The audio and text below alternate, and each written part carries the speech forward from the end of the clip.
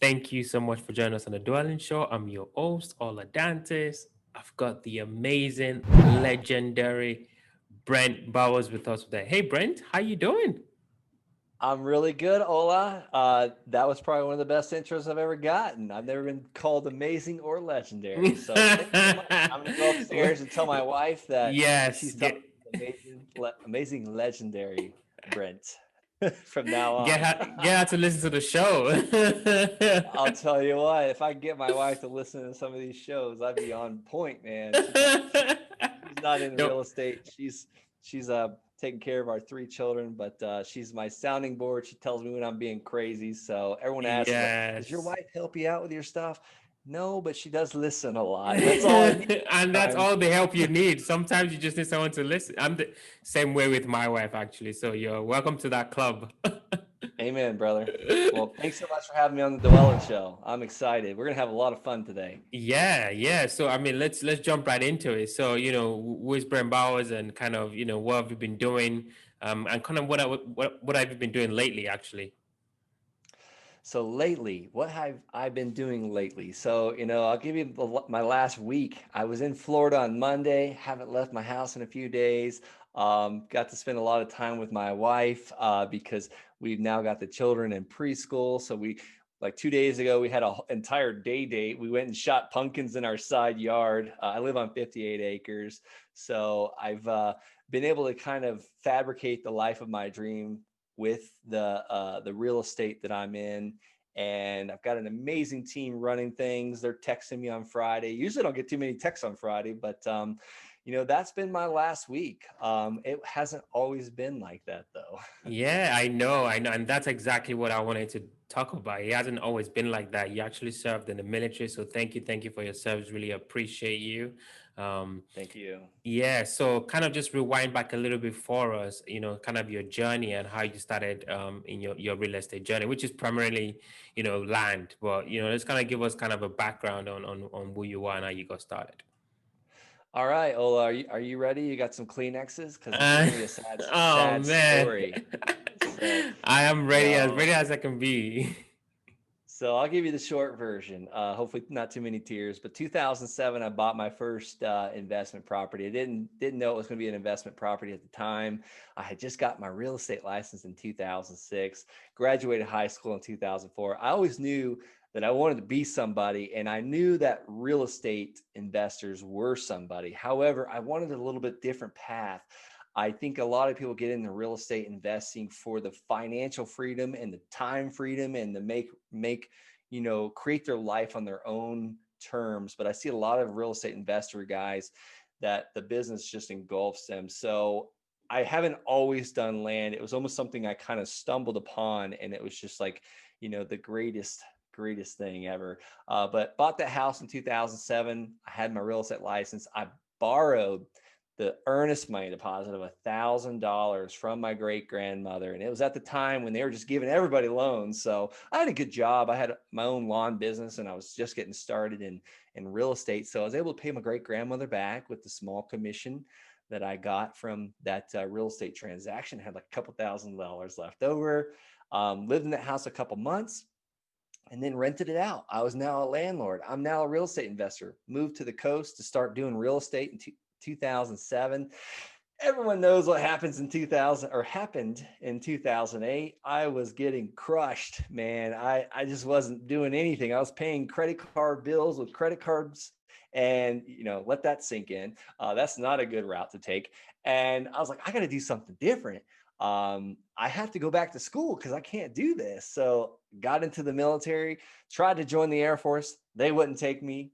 Luckily the Army recruiter was next door and he let me in. So out of the 8.5 years of service, I had multiple deployments. I was always gone. I think I was gone 4.5 years. My second deployment, my wife leaves me, just straight left because she was tired of me being gone. And, I can't blame her. I was always gone. Well, the Army saw something in me and they decided they were going to make me an Army officer. So they sent me back to Florida. They pulled me out of Afghanistan about halfway through the second deployment. I go to school, become an Army officer, and boy, I wasn't ready. Like the workload, and we were always in the field. And I was like, I got to do something different. I'm going to get back into real estate. So I started kind of wholesaling houses, and I hired a coach. My mentor said, throw the vacant land away, don't mail those guys. And I was mailing the tax delinquent list and all these other lists. And I heard this guy on a podcast, and I just was like, man, this is amazing. He was buying land from the auctions to where they were auctioning off the tax certificates, and he was like getting this land at like nothing. And I was like, What's how the do name I? of this guy? Maybe we had him on the show already. Mark Podolsky, the We had him on landy. the show. Yeah, I don't know what episode that is, but Mark Podolsky is a legend as well. So yeah, I go check love it. him. Yes, I hired him as a coach too, by the way. And it's one of the best things. Like if I came across that podcast, and I just started literally making money. But I mailed that tax delinquent list, the vacant parcels of land on that list. I remember it was like 671 names. And I mailed this list, and I'm catching these people before they go to tax auction. I'm going to help these sellers. And these sellers have never received a letter in their life. I sent them a postcard that I was already mailing to houses. Well, my phone almost melted. That's how many phone calls I got. I didn't even get to return them all. So I bought 2 parcels of land off that first mailing. And if you want it, we can dive into them later or whenever. But I haven't looked Let's back do it right since. now. Talk about those two lands, prices, and kind of your numbers. Just kind of curious, actually. Yeah, I'll give you everything I got. So those 2 parcels were almost simultaneous to each other. The first one, I'll never forget it. It was actually from a CPA that had traded a couple years of work for this land, and he had been holding on to this for so many years. And this land overviewed the Pike National Forest. But here's one catch. Here's the catch. It was not buildable. Only one ingress and egress. So what does that mean? It's only one road in, one road out. So the firefighters could possibly get pinned down. So they had to spend like $1 million, the city did, to build a road across the railroad tracks. So long story short, I'm like, well, this is a beautiful land. I can't believe I'm getting it for $285. There's got to be a catch. $285. Like, am I getting this? So I was like, I had no clue what it's worth. So me and my wife drove and looked at it. It was on a Saturday. It's like an hour away. Beautiful drive. We had just had our first baby, and this was about 2016 timeframe. And we're leaving the land. I'm just like, I just can't see it. I don't know why, like what to do with this land. So I call a realtor because I noticed a real estate office about a mile away from this parcel of land. And thank God someone was there to answer the phone on a Saturday. And she was very familiar with the area, very familiar with the road, and told me why it wasn't buildable. And I was like, well, $285 is a lot of money for me. I want to buy this land, but what could I sell it for? And I want to unload it quick. Like, give me a 60-day blowout price on the MLS. She said, maybe $10,000. And I was like, what? $10,000? So I hung up the phone with her. I'm like looking at my wife, like, can you believe that? That's crazy. We should buy it. And my phone rings again. It's the same realtor. She goes, hey, would you be interested in selling that land to me? And I was like, yeah, how much are you offering? And she said, I could probably do 5,000. And I like had to mute the phone to like gasp.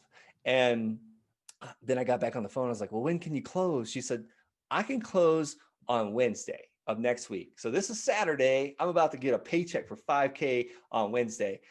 So me being the amazing negotiator I am, I said, let's do it. And so I called my seller of the land because I haven't paid him yet.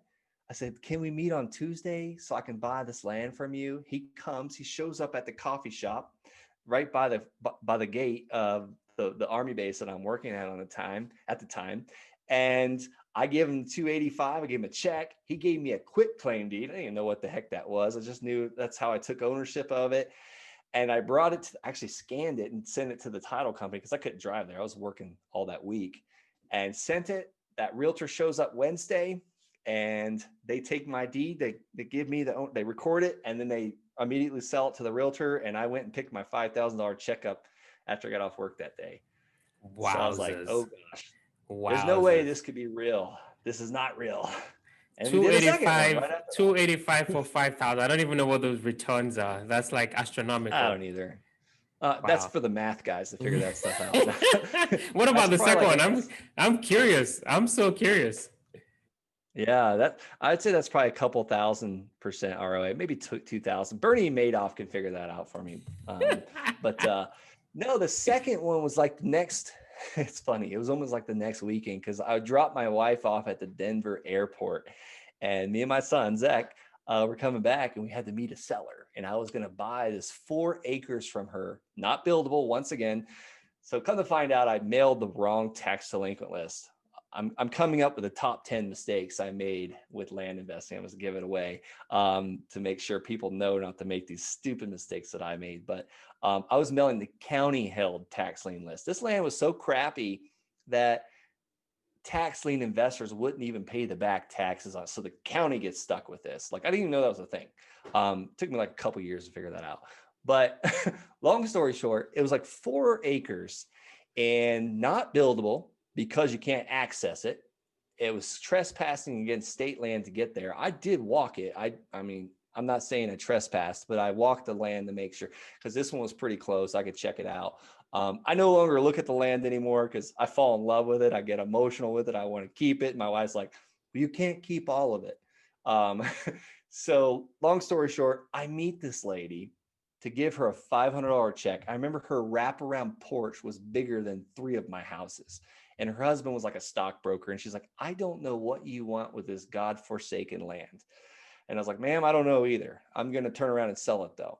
So I put it on Craigslist. And I was already pre-marketing it, by the way, because I was like, this $500. Like, this is like, I just got that $5,000, but still $500 is a lot for me.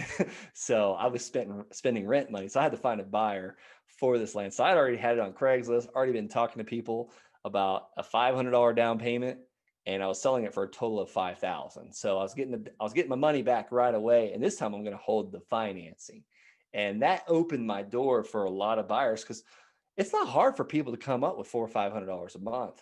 So that's what I offered. So it was like 9 payments of 500 and 500 down. So pretty much paid that lady on the Saturday, and then had my buyer the next week. And I remember it to this day, like this guy would give me $500 a month cash. And I think his last month he paid 2 payments. So he literally paid it off in like 8 months. But I disclosed it.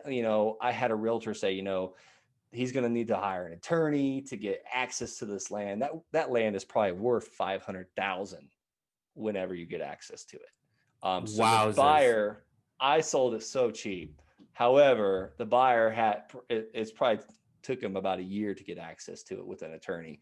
So that was my first 2 land deals, like in the first couple of weeks. And I didn't look back ever since. And we've created a business where we have, over 100 notes now of people paying for their land. Most people can't figure out how to make money from land. I'll give it to you in 2 seconds. I buy it at a massive discount, and I turn around and make it affordable for the masses by offering monthly payments. Just like Ford F-150, #1 selling truck in America. It's not because it's a great truck. It's expensive. It might be a good truck. I don't have one, but it's because Ford makes it to where you walk in that door, you're leaving with a truck or you're leaving with a vehicle, and they make it where they make that payment affordable for you. So that's what we do with land. Fantastic. No, so I'm super curious, Brent. So for this land, the second one, right? You said if the guy did get access, right, regardless of the legal fees he has to, you know, um, accrue over the course of trying to get access to that land, it would be worth $500,000. Yeah, That's yeah. that's that's crazy.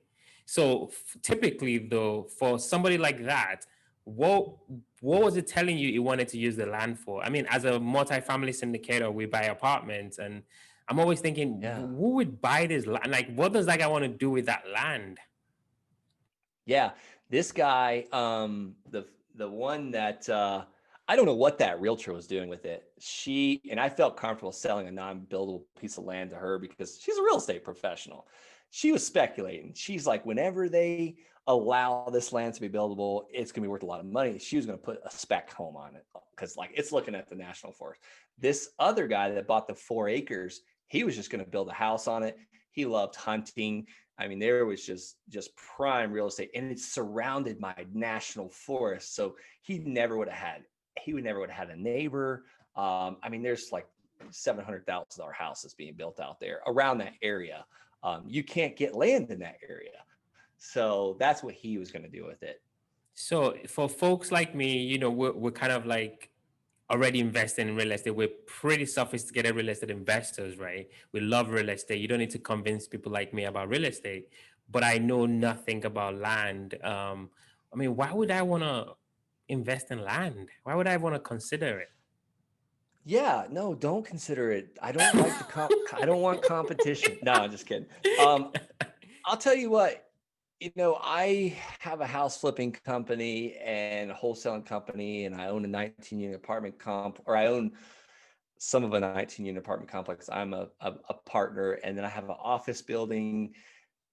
There's always, always something breaking, somebody stealing something, somebody coming through our fence, somebody squatting, air conditioners broke, pipes freezing, tenants having problems, not paying me because of the COVID-19 thing, and that I can't even evict them because I have a forbearance loan, and I'm not going to stop paying my mortgage. So I'm not going to catch 22. Now let's talk about my land.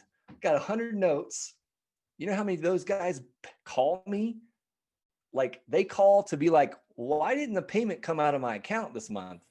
Those are the calls we receive. And I'm always, now my office manager takes them now. I didn't start that way, but I have an office manager now. She's amazing. I call her my relationship specialist because she's just beautiful soul. And she's like, it's okay. It's supposed to come out on the 1st, but usually it's by the 5th. Like it's a little lag time sometimes, but that's the biggest problem. It's like, hey, don't worry, you're not behind. We're not gonna charge you a late fee.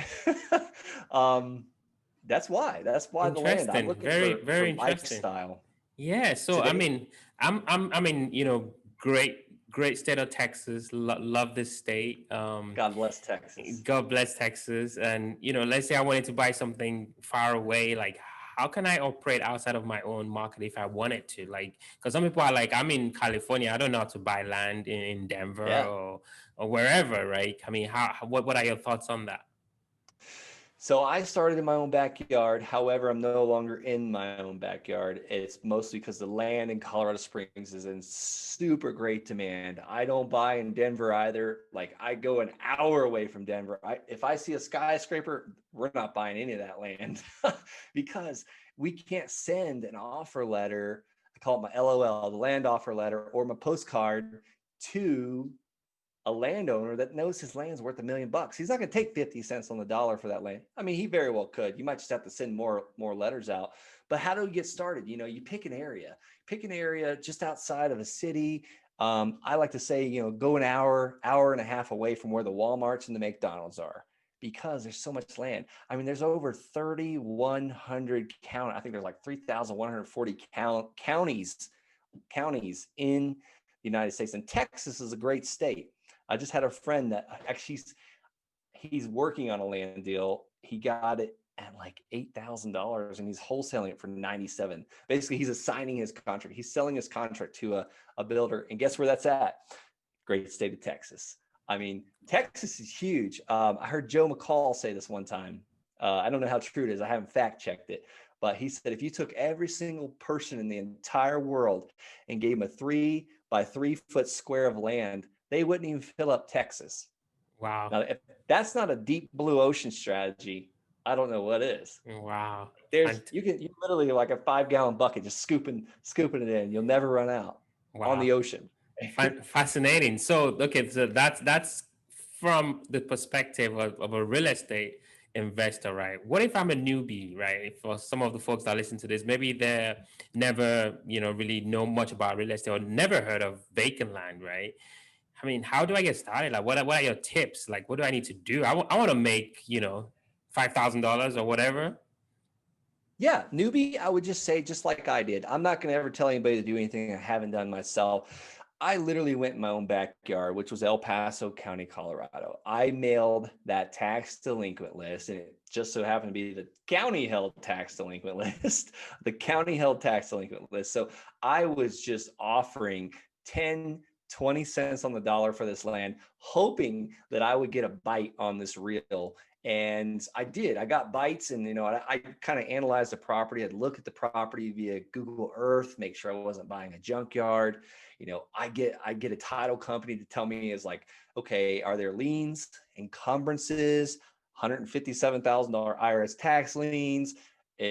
Are both sellers still alive? Like, you want to make sure that, one, you're buying a piece of property that's not a junkyard. And if it's non-buildable, it's okay. You just got to get it for a low enough price, because at the end of the day, all we are is an expedited pawn shop for land. Like, it's not about real estate. Like, we're about payments, monthly payments. We're buying an asset for super cheap and turning around and selling it. And here's the advantage I got on a pawn shop. Like, they don't hold financing on their Rolexes.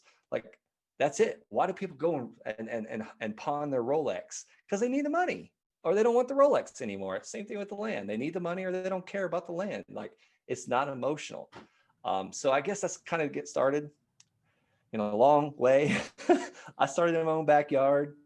I used to look at the land. I used to do a lot of research, and then I got a little cocky and I stopped researching, and it almost cost me money. Wow. So So you don't said get cocky. something you said something interesting, that you've got an office building, you got a 19 unit, you're flipping, yeah, I think that's pretty much it, right? Was there something else I missed? So you're pretty Yeah, diverse. we buy rentals, and I'll Oh, tell you why we do wholesaling. this. Yeah, wholesaling as Yeah, well, right? So what is yeah. your favorite strategy, or what is your favorite real estate class? Because you're doing quite a lot. What do you like the most? Oh, 100% without a doubt, land. It's absolute the biggest profit generator I've got. You're familiar with KPIs, key performance indicators? Indicators, correct? Yes. So I'll tell you the third quarter of 2020, what we did on key performance indicators, like for our marketing dollars, when we're selling a piece of land, for every dollar we spent, we made $6,437 back. So my house business, if we spend the dollar, we might make $3 back. So it's such it's a bigger return, less risk, less dollars out. And, we get our money back so quickly. Like the velocity of money with our down payment, we usually try and get to cover the land purchase price most of the time. And, or if not, in a few months. And it's a no brainer for me, because it's not a lot of people doing it, hardly any competition. And, that's not emotional. Like, we don't have to sit on someone's stinky, dirty couch smelling the cat pee while trying to talk them into selling us their house at 60 cents on the dollar. We send them a letter and they sign it or they don't, or we send them a postcard and they call or they don't. It doesn't matter. Like, there's so much land out there. We'll just mail, we'll keep mailing until we get a fish, and we can do it from the comfort of our own home. It's fascinating though, Brent, because you said something, right? It's that's the thing that I really like most, about kind of everything you said, right, with land. It's kind of like you just like blasting all this down. You just open to catch, that one really, really good deal. And you also said something that was really, really important. There isn't a lot of competition. Why is that? Why are people like me, who are buying $1 million of buildings, and other newbie or wannabe investors are all going to wholesaling? Why are they not doing land? Why do you think? I think here's my speculation, in my opinion. I think two reasons. One, they have no clue how to make money with it. Like, there's nothing to rent out. There's no house. There's no storage unit. There's no whatever, office, apartment complex. How do I make money on it? That's what they don't know. And number two is it's not sexy. Like, there's no HGTV show talking about land investing. There's only like flipping shows, like Flip This House, Flop Out, or whatever, Flip Flop, like all those. There's no HGTV. Like, real estate investing is sexy because HGTV made it sexy, but not land. No one's No, making a video about that. no before and after pictures of land, right? Yeah, I'll show you my before and afters. Before with snow, and after when the snow melts and it's green. Like, well, actually, it depends. If you're in all four seasons, you can have four different pictures of that property. It's not a lot. Brent, I wish we could keep going. You're such an amazing guest, actually. But we definitely dwell into the quick rounds. These are going to be quick questions, quick answers. You ready, sir? Let's do it. I'll give you quick, promise. All right. First question: what makes you Brent unique? What is that differentiating factor that separates you from the next guy or the next girl? I'm just a goofball. That's it. I can tell. I love it. Yeah, likewise, I love it. Um, next question: what was the last book that you read? What was the one thing you picked out from that book? I'm reading Fake right now, so I haven't finished it yet by Robert Kiyosaki. He talks about buying God's money, gold. It's not going anywhere. Never sell it. And so I picked out that I need to start investing in gold because it's always going to be valuable. Our money, our dollar, our currency could disappear one day, but the gold is never going anywhere. It'll be here longer than you and I. Wow. Last question: what do you do for fun? So the other day we were shooting pumpkins in the side yard. We got four-wheelers. We just did a like a round the country camping trip. We were like out for three weeks. Here in a couple weeks, we're going to our lake house in Florida, and a friend of mine's bringing his brand new pontoon boat. So we're gonna be on the boat for a couple weeks. So that's my fun time. I like to do a lot of outdoor stuff. I would say that lately, at 4 p.m. when my kids get home, like it's playtime. I'm in trouble if I'm still working. Like so, we do a lot of playing. That's awesome. That's awesome. If there's anyone listening and thinking, I want to get connected with Brent, what's the best way people can find out, get connected with you? Yeah, I appreciate you asking that. I would say that the easiest thing, if you want to like book a call or schedule a call with me, if I could help you or give you any tips on buying land or whatever, go to thelandsharks.com. I'll spell it out for those guys listening to this on 2X. That's TheLandSharks.com. That's thelandsharks.com.